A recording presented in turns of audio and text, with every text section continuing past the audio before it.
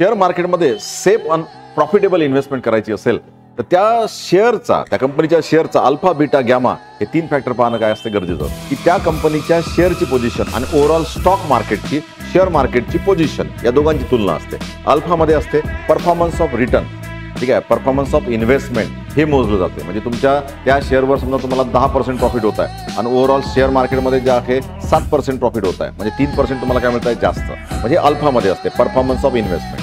बीटामध्ये काय असते, बीटामध्ये risk of investment, म्हणजे तुम्हाला जे मिळणारं जे रिटर्न आहे त्यामध्ये रिस्क किती आहे, त्यामध्ये चढ उतार म्हणजे व्हॉलॅटिलिटी किती आहे, हे कशामध्ये मोजतो आपण, बीटा फॅक्टरमध्ये. म्हणजे मार्केटमध्ये असणारी व्हॉलॅटिलिटी आणि त्या शेअरच्या व्हॅल्यूमध्ये होणारे चढ उतार, या दोघांच्या चढ उतारामध्ये काय करतो आपण, तुलना करून जे मोजतो त्याला म्हणतात बीटा फॅक्टर. आणि चेंज इन बीटा फॅक्टर, हा बीटा फॅक्टर किती वेगाने बदलतो हे कशामध्ये मोजतो, गॅमा फॅक्टर. असं जर बघितलं तर आपली इन्व्हेस्टमेंट ऑलवेज काय असेल की एकदम जे आहे इंटेलेक्च्युअल इन्व्हेस्टमेंट असेल.